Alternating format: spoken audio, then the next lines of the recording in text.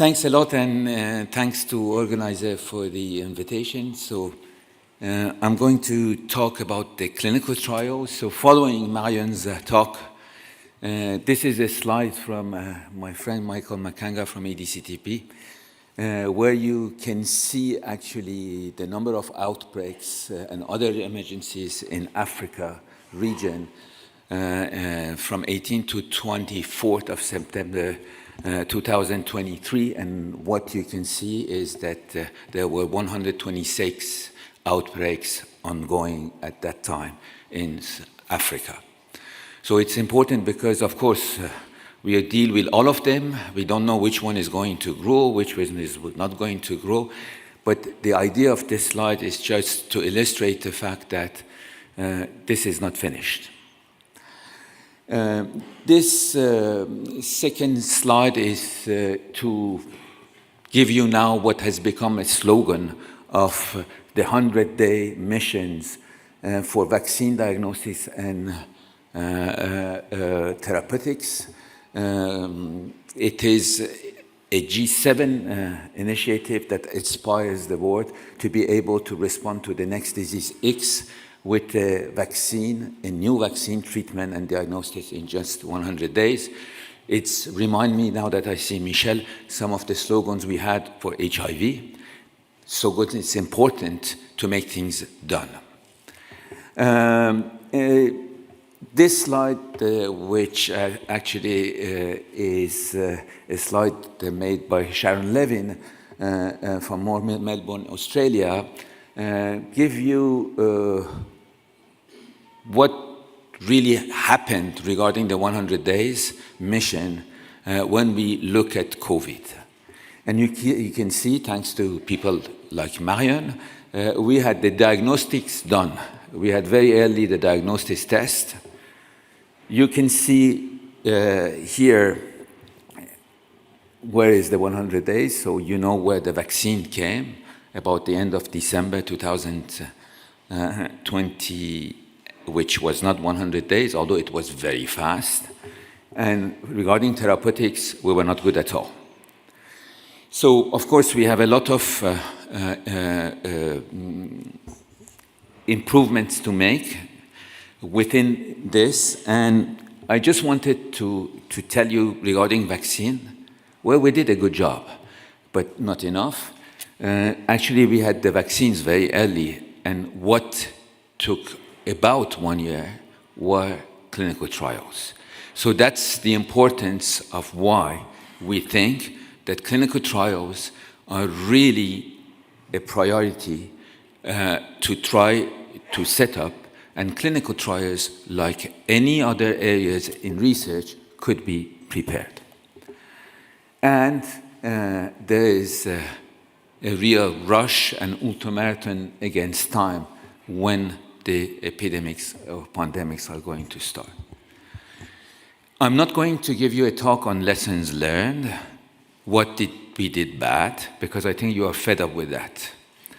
I've just put some of the papers. I try to be a little bit more positive and not to say what we did bad, but how we should do it, because there are many papers from us, others, and I think the most important is to try to, not all the time, I can see my colleagues from the UK, but not to say all the time UK is better than us, but to say how we can together do better.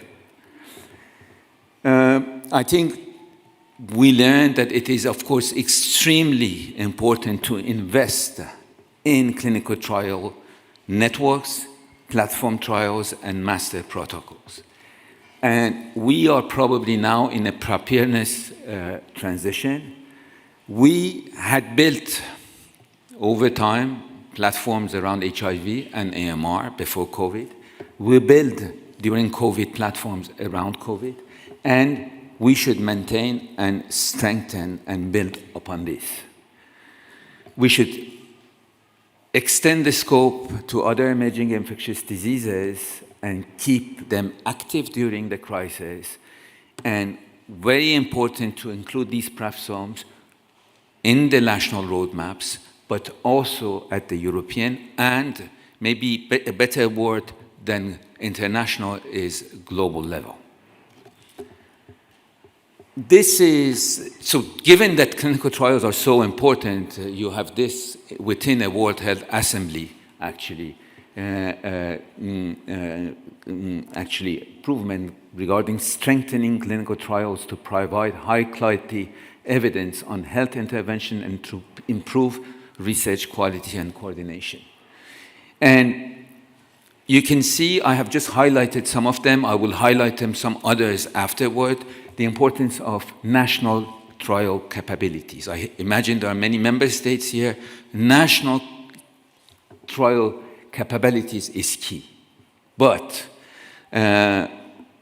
we should also, it is extremely important to have this multi-country, multi-regional trials. And they note the benefit from the potential role of regional organization in coordinating clinical trials and recruiting participants. So I will come back to that. That's why there is the national, of course, entity, which is extremely important, but the regional entity, so for us, the European entity is extremely important. So I will give you the example of France. It's not to talk about France, but it's because I know that the best. But I will be quick on France. So what we have tried to do is to try to have actually what we call a guichet unique in France for clinical trials regarding emerging infectious diseases.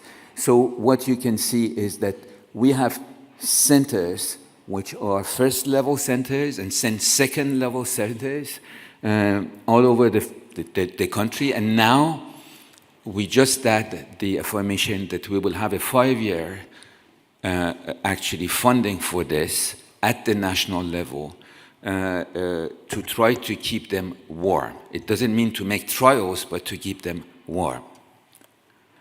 There are other centers, and I want to say also for us, of course, it's very important to have our territories in other regions of world, La Réunion, and also les Antilles, Guyane, to be also part of this.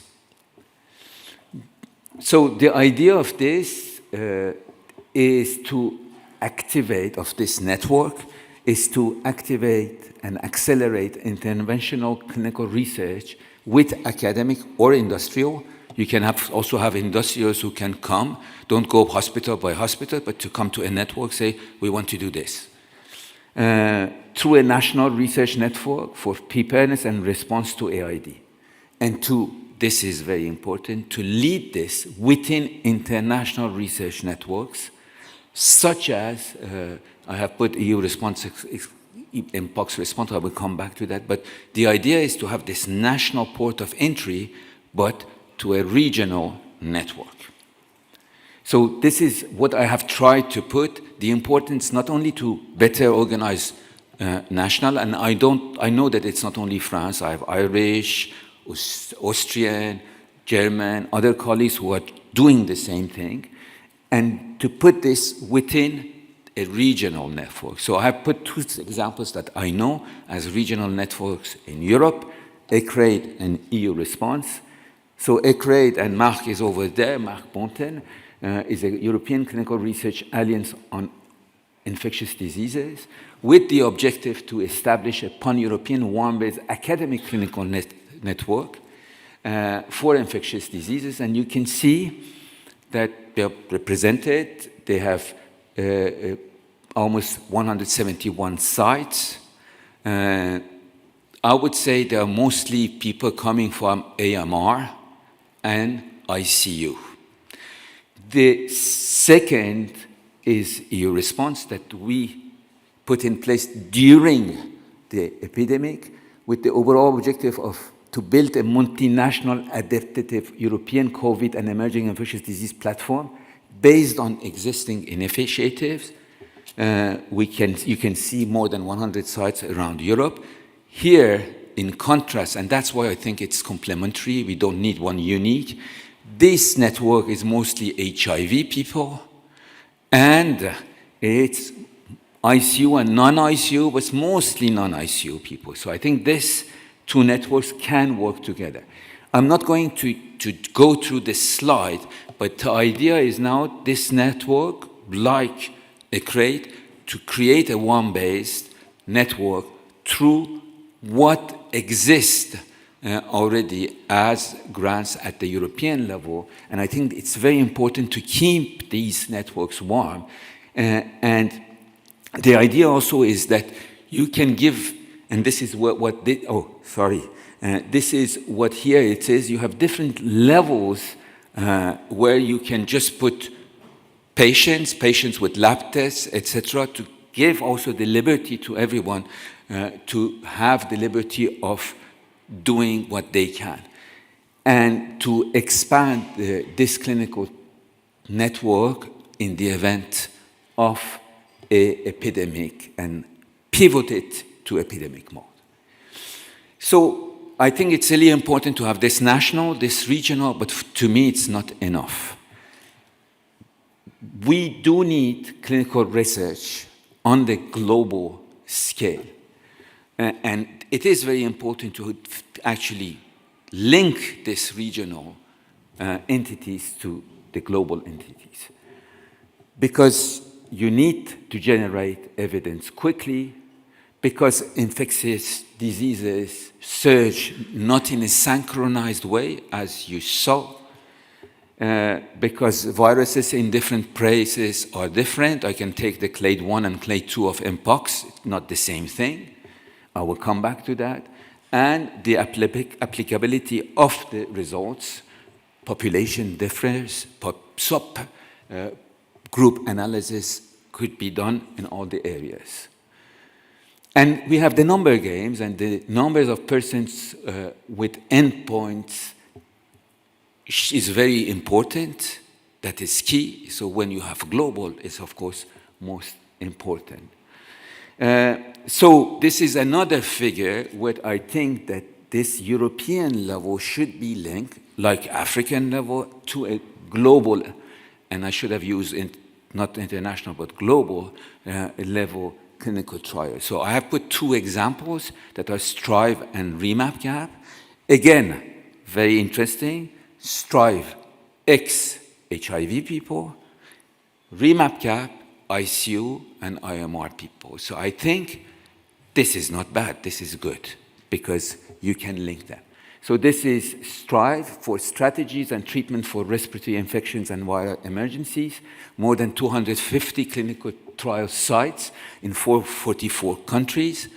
The funding mostly NIH, but I think, and I've told them this should be changed to have a global funding, because that will be important also for this.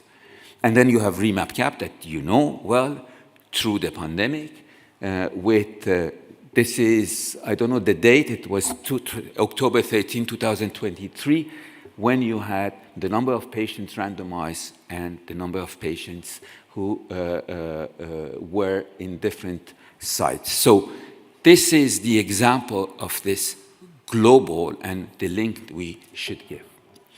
Now I'm going to give you an example. So I think that to do clinical trials, we should have national clinical trial networks that should be funded by national entities, European level by European entities, global by everyone. We should have this global network, but I think that we have also other methods. And just trying to give you the example, Marion touched base on that. You know the first cases of Mpox, which was endemic in sub-Saharan Africa, who were cured in Europe, in London first in May 2022. And then what happened is that in June, July, INRS, INRB, which is in Kinshasa, headed by Prof. Muyembe, NIH, and WHO organized a meeting in Kinshasa to try to have actually how to move forward. And they tried to, based on an NIH trial and INRB trial that was already planned in DRC, they made a core protocol that they put on their website, and they said, okay, you want to do different trials, but use the same protocol, the same outcomes, the same enrollment criteria. You can add whatever secondary outcomes you want. So these are different trials that started. You have STOMP in the US, now it's more than US, but it was US. You have Unity, MOSA, and Epoxy, which is funded by the European Commission, and which is what we tried to do in Europe, in South America, and in Africa. You have, of course, the PALM-007, which was the original trial where everyone copied the protocol.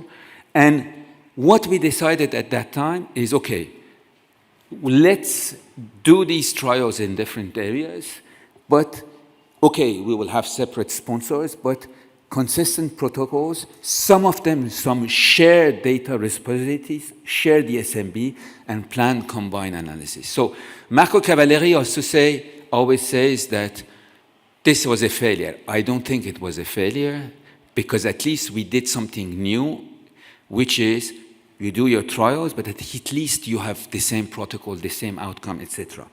In the past, we have done meta-analysis, post-hoc meta-analysis. This is meta-analysis we did in EU response, which was after the trials are finished, we do a meta-analysis to evaluate here the efficacy of remdesivir. Here, the idea with Mpox is to plan all this before. And it is very interesting because given the DRC unfortunate epidemic now, the PALM-007, which is the African trials, has finished, is going to finish end of June enrollments.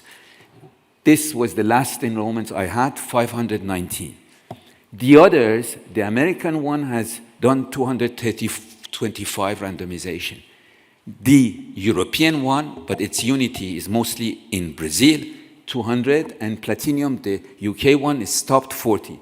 So the idea is now many discussions to do a joint analysis of these trials who are not in DRC, who are on another clade, and maybe to give the results back to back of these two trials, or this set of trials. And we think that this is another model that could be actually interesting. So this was ideas of how we can move forward. There are major emerging trends that has been actually mentioned by a WHO Global Clinical Trial Forum that was launched by Jeremy Farrar. We should also think about digital versus paper, data collection via digital devices,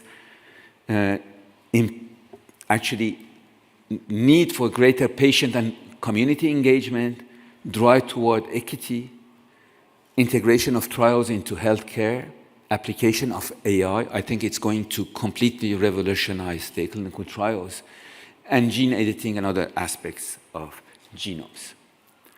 So this, I think we should do it together. But this is not only.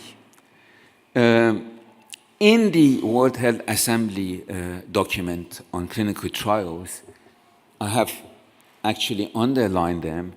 They talk about strengthening and developing national regulatory and quality control frameworks. They are talking, of course, about clinical trials policy frameworks.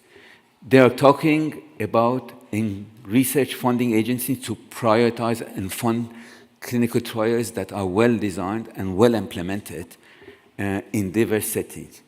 They are mentioning we should support ethical and regulatory authorities to enable efficient governance. And I think this is the very important piece. GLOPID-R has done also a roadmap. I'm not going to go to all this, but you have exactly the same elements. And I'm not going to go, because I said I'm not going to criticize, but this, I was in the WHO meeting from all the countries around the world. One of the things that really emerged, I would say even before funding, was the regulatory and the legal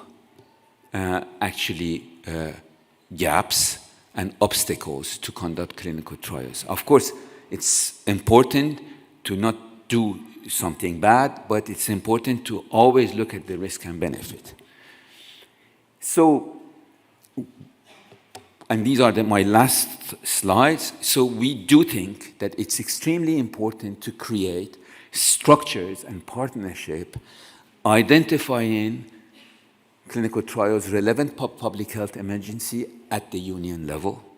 And this probably should be done at European Commission level. In the peacetime, identifying clinical trials that are deemed most suitable for the prioritized trials on the task.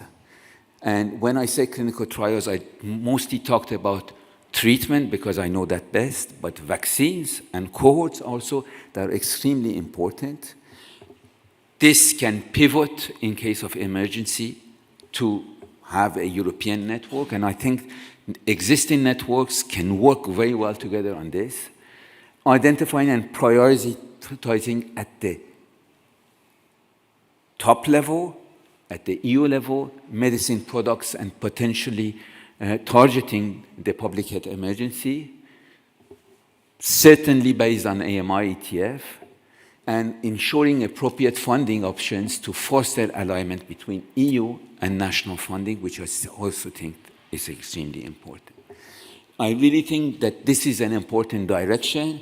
So there are many, I'm not going to go over that, it's not my job, but I can tell you that there are many entities that are getting in place in Europe. I'm just going to cite them. The Coordinated Committee by HERA, the ACTU, which are more at the level of European Commission and HERA and EMA. And then you have COMECT and the pandemic preparedness, which are also extremely important. The idea is how these COMECT and pandemic preparedness can feed ACTU and coordinating committee to have efficient, important, and fast, actually, decisions. And I have put IMR because we have another partnership, which is the One Health IMR partnership. It's a debate everywhere. IMR, is it emerging infectious diseases or not? I'm not going to respond, but I think if we do work without any articulation, it's a bad mistake. We should be in articulation and not in silos. So I just want to finish with minus last slide to say that it is positive. We are moving regarding regulation because it is a real important part. There is some fatigue about that. We have now the CTIS, which is extremely important. I think we should keep on moving. We should have certainly harmonized and central regulatory and ethical approval procedures in time of crisis and even more. Flexible frameworks, standards, EU-endorsed contracts. These are very important. They are needed, and we are progressing, but the work is not finished. So, to finish, we should reduce the impact of future epidemics. For this, we need ambitious objectives, ambitious slogans. I think, although many of you do not believe in that, we should work for make that happen and to make diagnosis, therapeutics, and vaccines available in 100 days. And we should now try to enroll the first patients within 14 days after declaration of an epidemic. Thanks for your attention. I just wanted, you saw I put under my slides many people who shared their slides. I just wanted to thank you for sharing the slides and for helping with this presentation. Thanks a lot. Are there any questions? Oof.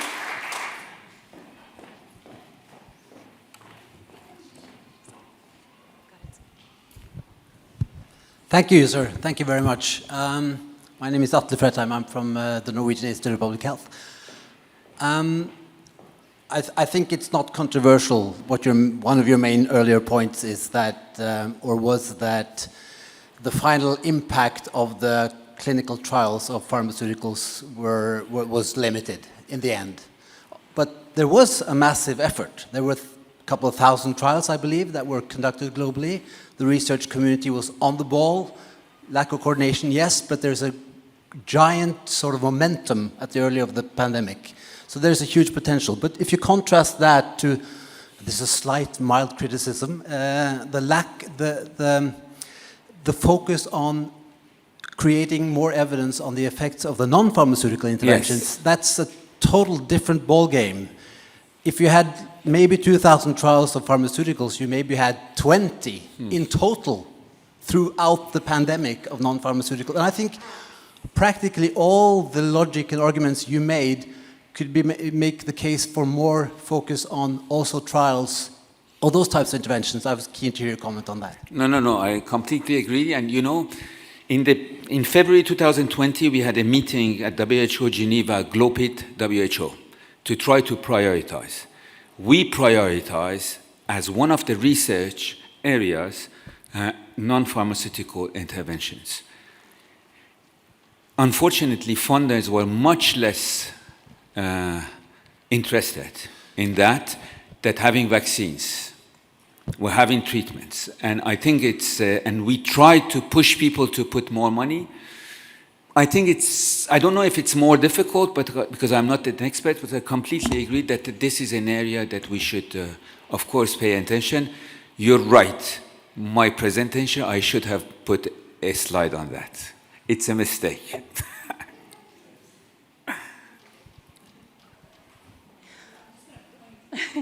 Hello, thank you for a very interesting talk. Wendy Crocker from the University of Oxford. It was said in the last presentation that there was lack of fairness in offering vaccines to Africa at the point that adverse events had been identified. But the adverse event profile was actually very different in Africa and in Southeast Asia. And therefore, I was wondering, in the development of plans for making sure that we can have clinical trials that can correctly identify the full risk profile in different populations in multi-country studies, how we would account for being able to both get the information as quickly as possible while still being able to identify different risk profiles to different populations. No, I think that, of course, that's the reason I emphasize on the fact that we should have global clinical trials. But because indeed, I just give you an example for Mpox. I told you there is PALM 007 in DRC, and you have a trial in Brazil and one in the US, which mostly there are some other countries, but that more enrollments. We compared the characteristics of the patients. There are two different clades. The clade 1 in DRC, the clade 2 in the others, and the characteristics is completely different. And I think that what we will find in PALM 00, we could not, which is in DRC, could not respond to the question of patients infected with Mpox in Brazil or United States or in France or in Germany, etc. So I do think that we need global, not only to have numbers, but also to cover different subpopulations, different clades, different variants of viruses, etc. So completely agree. Thank you. Any more? Anyone else? So there's the benefit sharing in the pandemic accord. What about, should we start thinking about having sites dormant outside of Europe, regions that can immediately pivot as a sort of our 20% share of something like that? Because it's really, it's so frustrating that we have a European project and the problem is happening in South Kivu right now. No, of course. I took the perspective of European Commission because that was what I was asked. But I completely agree, Marion, with you that, of course, the perspective should be global. We should have the same, I would say by symmetry, probably we should have regional, and that's what EDCTP is trying to do in Sub-Saharan Africa. That is what Globit has tried to do in others. So I think we should continue. We should not say that we have, because I think we have improved. We are improving, but we are not going to achieve things suddenly. It's just progressing. But I completely agree. The network, you saw the number of epidemics in sub-Saharan Africa at one moment, so a regional network in sub-Saharan Africa is extremely important. And is there a space for simpler trial concepts? Because Yeah, it so seems to be so difficult. I think one of the successes of recovery was simple. I think that is important, and I think, you know, the only thing is that some of the regulation thinks that is not enough. So I think that what we should do probably, that is what we try to do, is that we have trials where you ask people to enroll how they can and to have different levels. But I remember in February I talked with Peter Horby and he wanted simple, simple, simple. And that's as outcomes, you know. So I agree that this is important. I think we should have the both kind of trial. I think there is not one only truth, you know, because in particular for regulators it's important to have also more in-depth data. And for you also, virologists. Oh, there's...